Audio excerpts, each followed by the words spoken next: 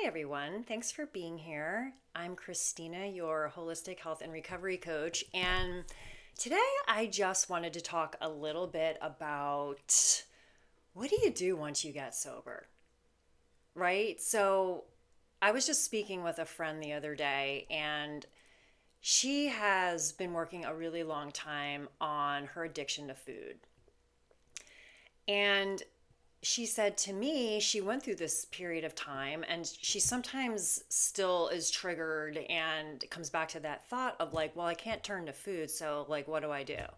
Right? So as addicts, whatever the addiction is, it doesn't have to be alcohol, it can be food, it can be sugar, it can be caffeine, it can be sex, it could be so many things.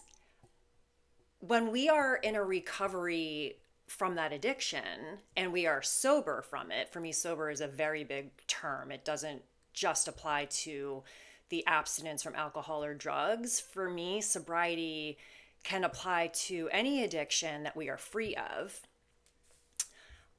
So when we are free of that addiction, we're sort of wired to always be looking for the fix somewhere else, right? So it's very common to get sober, say for me from alcohol, but then to carry on through my life, always looking for other coping mechanisms to deal with my emotions, to handle situations. We're sort of wired to behave that way.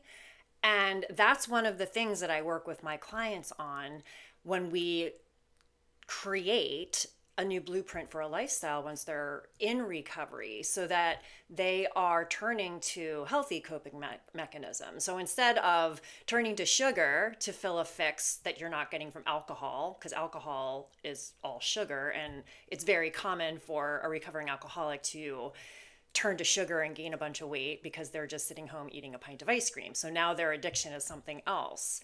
So we work together to develop a healthier lifestyle where you're just automatically choosing healthier coping mechanisms like meditation and really finding this holistic pathway to healing where you're getting that endorphin rush and you're getting that fix from things that are really healthy for you, basically from like lifestyle habits. So it's very, very common to fall into that trap of like, I'm sober, now what? Now what do I do? And then also, aside from just looking for the next fix somewhere else, a lot of times in sobriety, we ride on that sort of pink cloud for a while because, we were prisoners to our addiction for so long. And I'm going to speak specifically to alcohol here, but you can really apply it to any sort of addiction.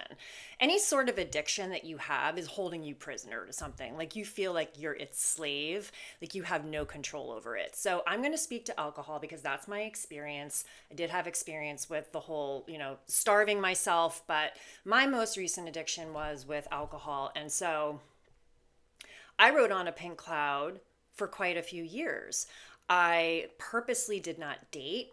I kept my life very simple. I focused on just rebuilding because I lost everything. I had to find a place to live. I had to get my driver's license back. I had to start earning money. I had to get myself to work.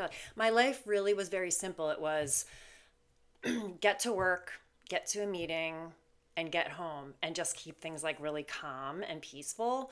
I really didn't socialize a lot in the beginning. I actually didn't even go out to dinner with my family a lot in the beginning because I just didn't want to be around an environment where people at the table next to me were drinking wine and I just didn't feel comfortable. So for a while I had to kind of play it very safe and I kept my life very simple. Slowly but surely I started to introduce things in. But when I hit, year 5 is when they say you get your marbles back. You either get your marbles back or you lose your marbles all over again. Well, I got my marbles back, but then I started to lose my marbles again, like around year 6.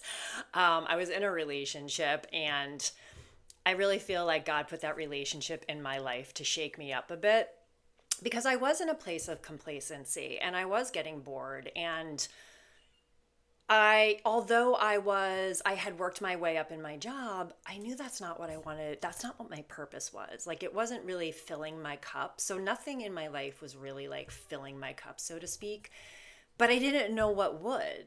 So I was on this hunt, right? On this journey searching for fulfillment, for purpose, for happiness, because I wasn't feeling it on the inside. And I was looking for that outside of myself. I was looking for that happiness to come from a man.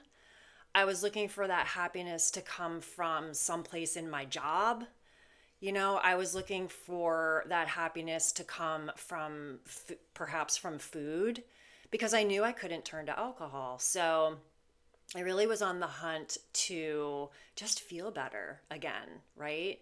So there was boredom, there was complacency, and there was a lack of purpose, and really lost my sense of self. I didn't know. I was like, here I am sober and living pretty healthy. I mean, I was always like a healthy eater and I exercised regularly and things like that.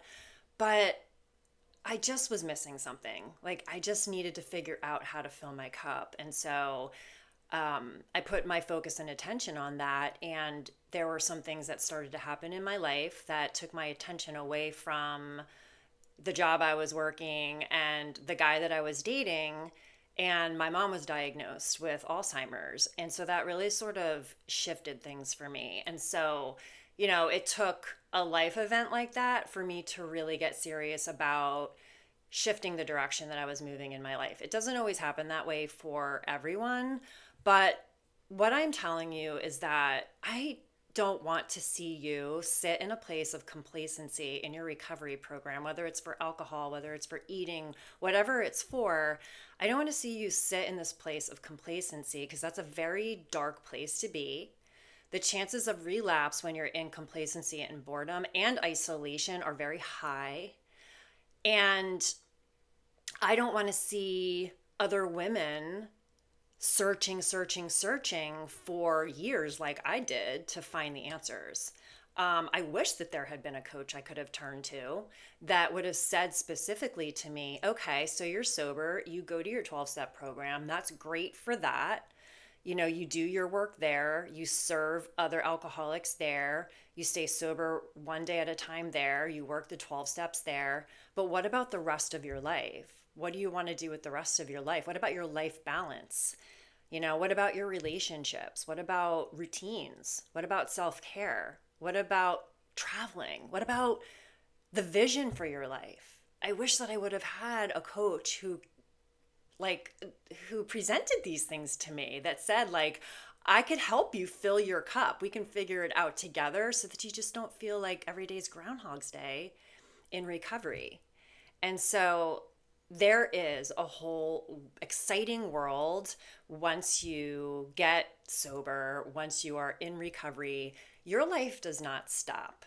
And I just think a lot of people don't know what to expect. But when you're talking about an addiction that is threatening your life, really the only thing you need to be focusing on is abstaining from that thing that you're addicted to, and do that for a while. But once you are in the groove and you are comfortably sober, it's natural to want to rise up to a new level. And at that point, it really benefits people to have that support outside of those rooms of recovery. Because we are talking, your life is holistic, right? We look at things holistically. We look at sobriety holistically. We want to live a balanced life, mind, body, and soul. And so we don't want to just confine ourselves to perhaps the walls of a recovery room to meet all of those needs, because if you do, you might be disappointed. So if you're one of those people who's looking to grow and expand and really explore the other areas of your life, and you're feeling like, I just need some guidance, like I need to put together a lifestyle, basically, this is when you want to reach out to a coach. And if you want to have a conversation about, some of the ways that I could support you, I am putting a link below this video. You can always reach out to me. I love to have just like coffee chats. My first call with somebody or just getting to know somebody is literally like going out to coffee together and just getting to know you. It's like one sober sister to another. If your addiction is something else, it doesn't matter. Like, we all, the pain underneath it all is the same. Like, we totally get each other. Your addiction just might be different than mine, but our thinking is the same. So just, schedule a coffee chat with me. And I mean, it's kind of the same thing you do when you go to the rooms of recovery. You don't know anybody there when you first go, but everybody's sitting around drinking coffee, and sometimes the sober sisters go out together. It's sort of like that. So I don't want you to feel like there's pressure to commit to anything. I really just like to see where people are at. And I only work with people who are actually committed to a recovery program or are in the process of recovery, but are just feeling so complacent and bored and basically irritable, restless, and discontented at this point in their life. And don't want to continue on that path because honestly, relapsing scares us. Relapsing is a scary thing. And if we are living in isolation and we are bored and very complacent and just like allowing ourselves to move from one addiction to the next to get that fix in very unhealthy ways, then it's definitely time to like reach out and talk to somebody that can help you move through life in a different way. So that is all I have for you today. If you liked what you heard here, hit the subscribe button. And thank you for watching, and I'll see you next time.